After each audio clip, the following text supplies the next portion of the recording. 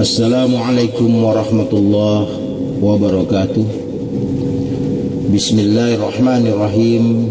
Assalatu wassalamu ala asrafil anbiya'i wal mursalin wa ala alihi wa sahbihi ajma'in, amma ba'd. Kita lanjutkan kajian kita sesuai dengan materi yang akan disampaikan pada hari ini, yakni awal surat Al-Baqarah. A'udzu billahi minasy syaithanir rajim. Alif lam mim. Nah, para ahli tafsir berbeda pendapat mengenai huruf lepas yang tercantum dalam permulaan surat seperti alif lam mim. Ya, yang pertama adalah pendapat yang mengatakan mengembalikan tafsirnya kepada Allah, karena hanya Allah saja yang mengetahui. Ini adalah pendapatnya Abu Bakar Siddiq radhiyallahu anhum, Umar bin Khattab radhiyallahu anhum, Utsman bin Affan radhiyallahu anhum, Ali bin Abi Thalib radhiyallahu anhum, dan Ibnu Mas'ud radhiyallahu anhum. Pendapat yang pertama itu menyatakan bahwa yang mengetahui tafsirnya hanya Allah, alif lam mim, ya, atau huruf-huruf yang lepas di dalam Al-Quran itu seperti alif lam mim, ya. Pendapat yang kedua ini dijelaskan oleh Imam Ibnu Katsir, nama surat atau sebagian dari nama Allah yang diletakkan dalam permulaan surat. Tiap huruf menunjukkan nama Allah. Alif, ya, lam itu latif, alif itu Allah, lam itu latif, mim itu majid, ya. Ibnu Abbas radhiyallahu anhu berkata, alif lam mim termasuk ismul azam, ya. Pendapat yang ketiga, ada yang berpendapat tujuan huruf-huruf lepas itu menunjukkan i'jazul Quran, ya, kelebihan mukjizat Al-Quran. Meskipun Al-Quran tersusun dari huruf kalimat yang biasa dipergunakan oleh makhluk, akan tetapi makhluk tak akan sanggup menyusun, ya, membuat semisal dari Al-Quran itu, walaupun seperti surat yang singkat, yang pendek sekalipun. Demikian pendapat Imam Ar-Razi, ya, dari Al-Mubarrid dan Al-Qurtubi, Imam Al-Qurtubi. Begitu juga pendapat Al-Fara, kemudian dibenarkan oleh Al-Imam Az-Zamakhsyari, ya. Az-Zamakhsyari berkata, dan sengaja semua huruf-huruf itu tidak dijadikan satu, tetapi dihitung dalam beberapa surat, atau diulang, ya, dalam beberapa surat. Juga ada kalanya hanya satu huruf atau dua huruf, tiga huruf, empat huruf, dan lima huruf. Ini pendapat Imam Az-Zamakhsyari, ya, rahimahullah. Sebagaimana kebiasaan susunan kata-kata dalam bahasa Arab, nun, ha, mim, ya, alif lam mim, alif lam mim sad, kaf ha ya ain sad, ya, itu uraian dari Imam Az-Zamakhsyari rahimahullah. Adapun Imam Ibnu Katsir, beliau berkata alif lam mim itu, ya, setiap surat yang dimulai dengan huruf-huruf lepas seperti itu, ya, seperti alif lam mim itu, maka langsung menyebut kelebihan dari, ya, dan keagungan dari Al-Quran. Dan ini dapat dirasakan dan diketahui oleh orang-orang yang benar-benar memperhatikan Al-Quran, ya, yang tersebut dalam 29 surat seperti alif lam mim, ya, zalikal kitabul la raiba fi, di awal surat Al-Baqarah, ya. Kemudian itu pendapat-pendapat yang terkait dengan alif lam mim, ya. Tapi jumhur ulama banyak yang mengambil kepada pendapat yang pertama tadi, ya, alif lam mim itu hanya Allah yang mengetahui makna dan artinya, itu tafsirnya. Karena dalam bahasa Arab pun tidak ada itu alif lam mim itu artinya apa, ya orang Arab tidak tahu.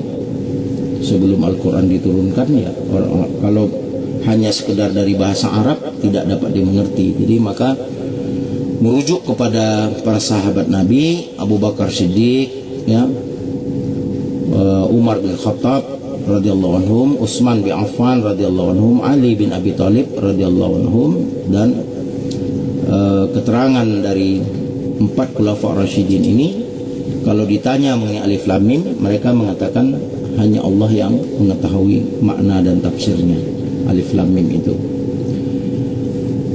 Kemudian ayat yang kedua dari Al-Baqarah itu, zalikal kitabu la raiba fi hudal lil muttaqin. Inilah kitab yang tiada mengandung keraguan di dalamnya, ya, sebagai petunjuk bagi orang-orang yang bertakwa, lil muttaqin. Zalika kitabul la raiba fi hudal lil muttaqin. Inilah kitab yang tiada mengandung keraguan di dalamnya, ya, Al-Quran ini tidak mengandung keraguan di dalamnya, sebagai petunjuk bagi orang-orang yang bertakwa. Muttaqin disebutkan itu dengan jelas.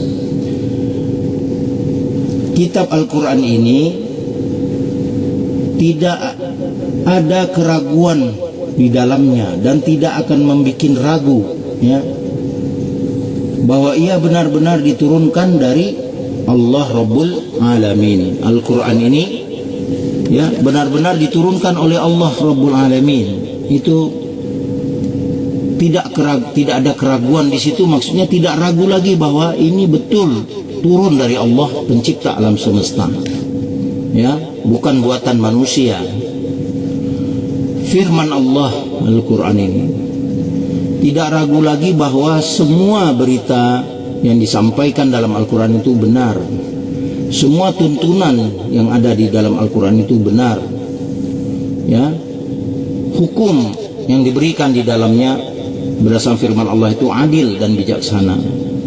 Tidak ragu lagi bahwa Al-Quran ini mampu, ya, mencapai hajat tujuan hidup manusia, baik di dunia dan di akhirat. Karena kehidupan yang sesungguhnya itu adalah nanti di akhirat.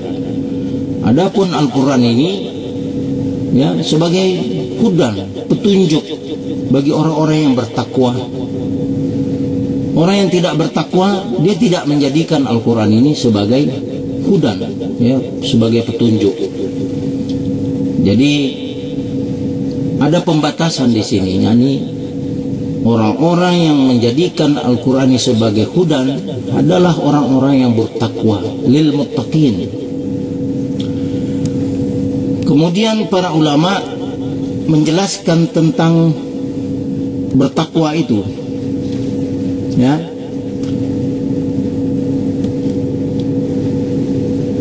Qul huwa lillazina amanu hudal wasifa. Al-Quran itu bagi orang yang beriman, yang percaya, itu menjadi petunjuk dan penyembuh, ya, wasyifa. Dan kami telah menurunkan dalam Al-Quran apa-apa yang mengandung obat, ya, penyembuh dan rahmat bagi mukminin, dan tidak menambah apa-apa bagi orang zalim kecuali kerugian semata-mata, ya.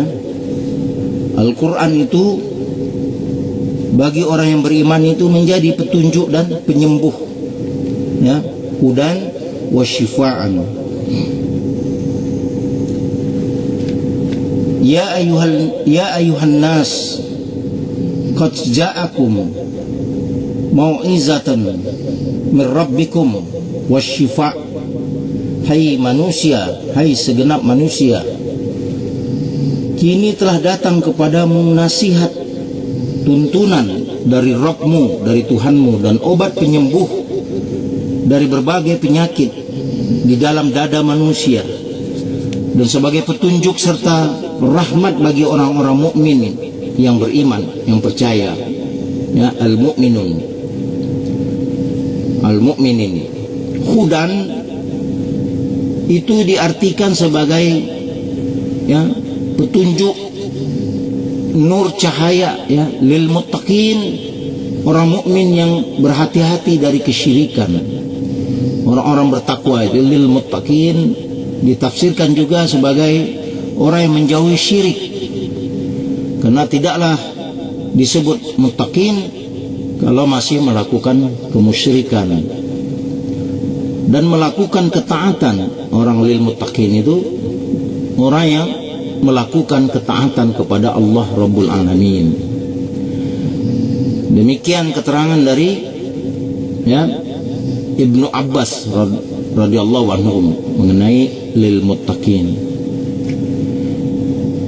Al-Hasan Al-Basri, ini ulama di kalangan tabi'in, beliau adalah salah satu muridnya Ibnu Abbas radhiyallahu anhum.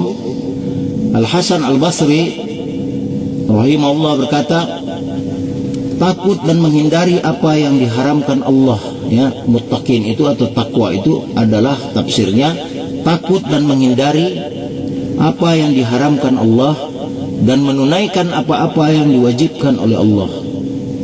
Ya, kewaspadaan, ya, takwa, kewaspadaan menjaga benar-benar perintah dan benar-benar menjauhi larangan. Ya, kalau kita di sekolah-sekolah itu yang diajarkan lafaz yang ini, ya, yang keterangan Hasan Al-Basri ini. Takwa kalau di kamus-kamus bahasa Indonesia, ya, mentaati perintah Allah dan menjauhi segala larangan Allah. Ya,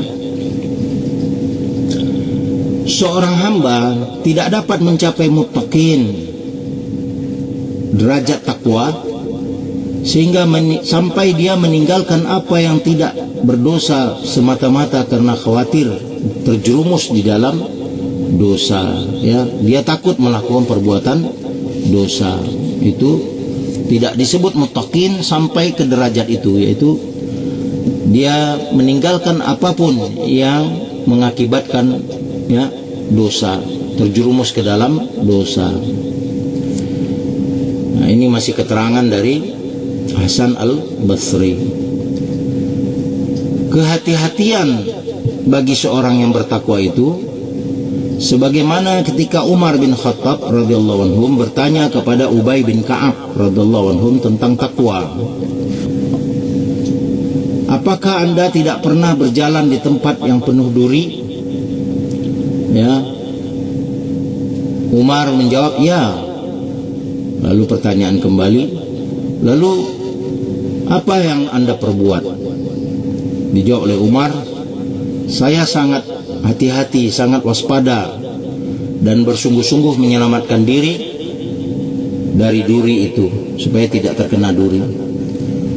Ubay lalu mengatakan, itulah contoh takwa, yakni kewaspadaan dengan kecermatan. Nah, ini penjelasan dari Imam Ibnu Katsir, ya, di kitab tafsir beliau.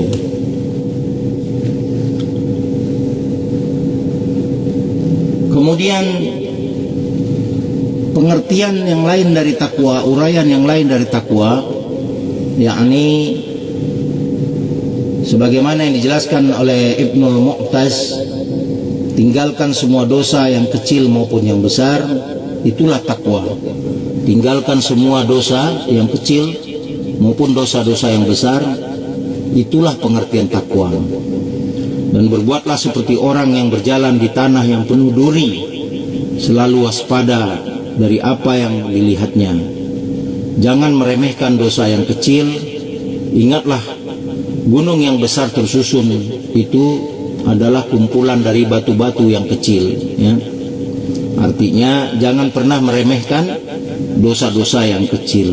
Orang yang bertakwa itu dia sangat hati-hati. Dia menghindar dari dosa-dosa yang kecil sekalipun. Jadi tidak meremehkan dosa-dosa yang kecil, karena dijelaskan di sini, ya, gunung itu adalah kumpulan dari batu-batu yang kecil. Artinya Dosa-dosa yang kecil itu kalau menumpuk, ya itu menjadi dosa besar, ya. Menumpuk, dibiarkan melakukan dosa-dosa kecil, diremehkan, ya, ya lama-lama menjadi besar dia.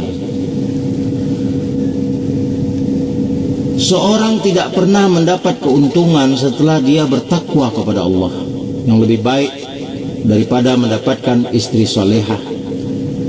Istri solehah itu adalah jika dilihat menyenangkan, jika disuruh dia taat, dan jika bersumpah dia menepati janji, dan jika suaminya meninggalkan rumah dia menjaga dirinya dan hartanya.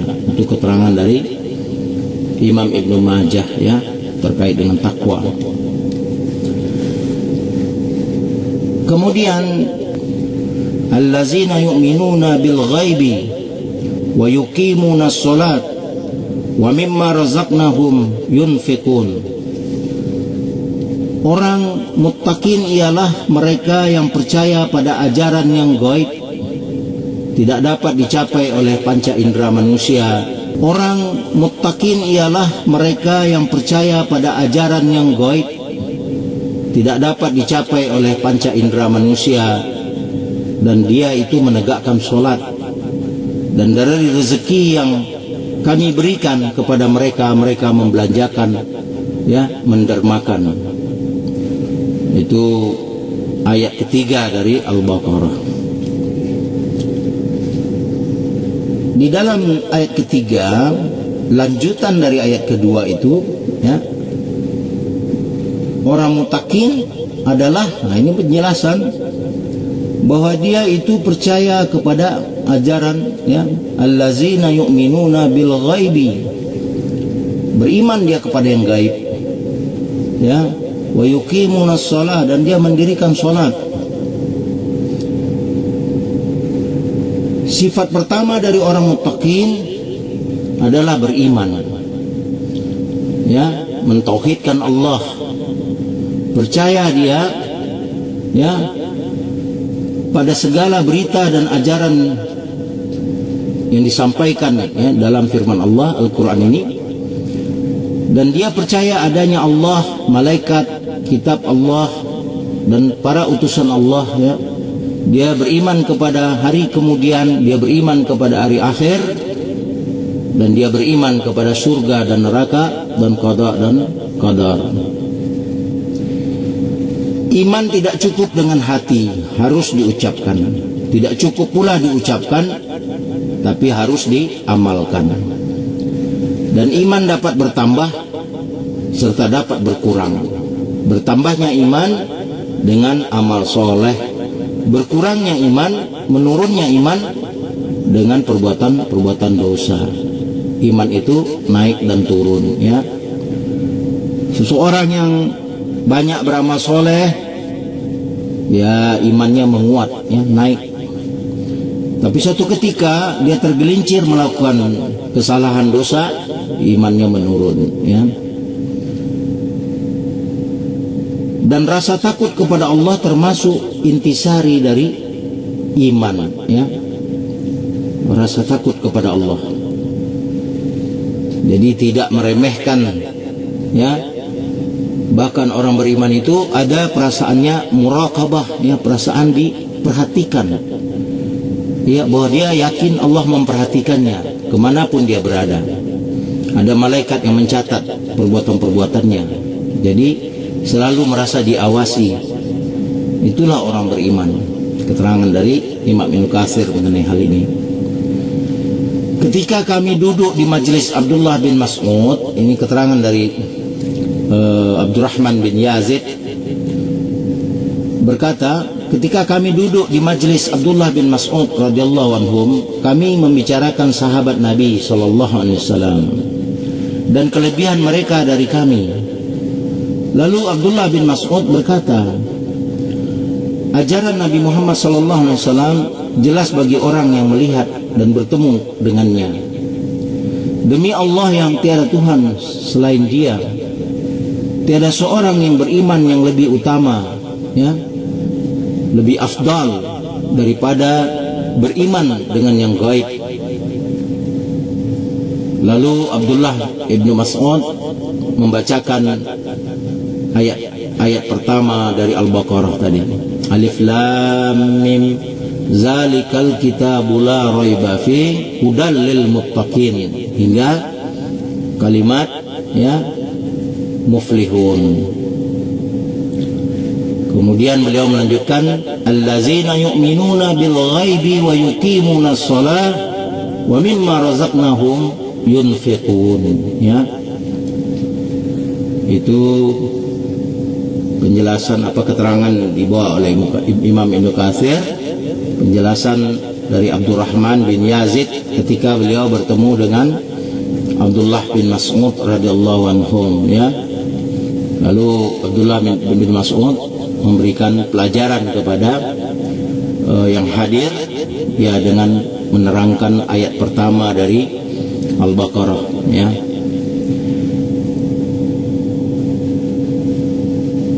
Ibnu Muhairis berkata kepada Abu Jum'ah, ceritakan kepada kami apa yang telah kamu dengar dari Rasulullah sallallahu alaihi wasallam. Abu Jum'ah menjawab, baiklah, akan aku ceritakan kepadamu hadis yang baik, yaitu kami makan siang bersama Nabi sallallahu alaihi wasallam dan bersama kami juga ada Abu Ubaidah bin Al-Jarrah. Lalu dia bertanya, ya Rasulullah, apakah ada orang yang lebih baik daripada kami, padahal kami telah Islam dan berjuang bersamamu? Nabi menjawab, ya, yaitu kaum orang-orang yang akan datang sesudahmu. Mereka percaya kepadaku padahal mereka tidak berjumpa denganku, ya. Hadis ini diriwayatkan Imam Ahmad. Jadi suatu ketika Rasulullah berkumpul dengan para sahabatnya. Salah satu sahabat bertanya, ya, apakah ada yang lebih utama daripada kami, sedangkan kami ini sudah Islam dan berjuang bersama engkau? Nabi menjawab, ya, yaitu kaum atau orang-orang yang akan datang sesudahmu. Mereka percaya kepadaku padahal mereka tidak bertemu denganku. Hadis riwayat Imam Ahmad, ya, dirawikan Imam Ahmad. Salih bin Jubair berkata, Abu Jum'ah Al-Ansari radhiyallahu anhum, sahabat Nabi sallallahu alaihi wasallam, datang untuk sholat di Baitul Maqdis. Sedang bersama kami Raja bin Hayat radhiyallahu anhum. Kemudian ia akan kembali. Kami mengantarkannya, lalu ia berkata, kalian berhak menerima jaizah, ya, hadiah. Aku akan menceritakan kepada kalian hadis yang aku dengar dari Rasulullah sallallahu alaihi wasallam. Lalu kami berkata, silahkan, semoga Allah memberi rahmat kepadamu. Kemudian ia berkata, ketika kami bersama Rasulullah sallallahu alaihi wasallam dan Mu'az bin Jabal radhiyallahu anhum, orang yang ke-10 di antara kami bertanya, ya Rasulullah, apakah ada kaum yang lebih besar pahalanya dari kami? Kami telah percaya kepada Allah dan taat kepadamu. Lalu Nabi menjawab, apakah yang dapat menghalangi kamu untuk beriman sedang Rasulullah di sisimu dan wahyu masih turun dari langit di tengah-tengah bersamamu, ya? Tetapi ada kaum yang akan datang sesudahmu. Mereka hanya percaya pada kitab, ya, yang sudah dibundel ini, lalu percaya dan mengamalkan ajaran yang terkandung di dalamnya. Mereka lebih afdal, lebih utama, ya. Mereka lebih afdal daripada kamu. Mereka lebih besar pahalanya daripada kamu, ya. Hadis riwayat Abu Bakar bin Mardawi. Ini lafaz hadis ini ada dimuat oleh Imam Ibnu Katsir, ya, bahwa Nabi memuji umat sesudah generasi para sahabat, yakni umat yang tidak bertemu dengan beliau tapi mengamalkan dan beriman, ya, menjalankan dengan sungguh-sungguh sunnah beliau, ya, ajaran Islam yang dibawa oleh beliau, tapi tidak bertemu dengan Nabi Muhammad sallallahu alaihi wasallam. Qatadah berkata, orang yang muttaqin itu atau orang beriman, di antara cirinya adalah juga menjaga waktu, ya, orangnya memperhatikan waktu, memperhatikan wudunya, rukuknya, sujudnya. Jadi di antara ciri orang beriman itu, kata Qatadah, lihatlah dia itu sangat menjaga waktu, wudunya, rukuknya, sujudnya, ya, yakni menegakkan solat, ya, iqamatus shalah, menyempurnakan rukuk, sujud, bacaan dan khusyuk dia di dalam solatnya, ya. Kan ada lafaz tadi di ayat ketiga itu, allazina yu'minuna bil ghaibi wa yuqimunas shalah, ya, solat itu solat yang bagaimana? Solat yang khusyuk, ya, bukan asal-asal solat, dan memperhatikan wudunya, memperhatikan waktunya, tidak melalaikan, ya. Salat itu diartikan adalah doa, ya, karena semua lafaz di dalam salat itu muatannya adalah doa. Namun dalam istilah agama itu diartikan beberapa bacaan dan gerak perbuatan, ya, yang ditujukan kepada Allah Subhanahu wa taala semata, ya, dimulai dengan takbir dan diakhiri dengan salam, dengan syarat-syarat yang tertentu sesuai yang ditujukan oleh sunnah Nabi Muhammad sallallahu alaihi wasallam. Jadi bukan sholat itu masing-masing orang menurut cara dia sendiri, bukan, tapi harus merujuk kepada tuntunan Nabi Muhammad sallallahu alaihi wasallam dari hadis-hadis yang sahih. Wa mimma razaqnahum yunfiqun. Ibnu Abbas berkata zakat harta. Ibnu Mas'ud berkata belanja untuk keluarga, dan itu sebelum diwajibkannya berzakat, ya. Imam Qatadah berkata, wa mimma razaqnahum yunfiqun, itu belanjakan apa yang diberikan Allah kepadamu, sebab harta kekayaan hanyalah titipan. Hanyalah titipan sementara. Harta kekayaan dunia pada seseorang itu hanyalah titipan dari Allah yang sifatnya hanya sementara titipan itu, dan tidak akan lama titipan itu akan berpisah pula kepada orang yang dititipkan, ya, karena kalau orang mati dia tidak akan membawa itu harta yang dia miliki itu, ya. Demikian dulu, kita lanjutkan lagi nanti pelajaran kita ini, semoga bermanfaat. Subhanaka la ilaha illa anta astaghfiruka wa atubu ilaih. Assalamualaikum warahmatullahi wabarakatuh.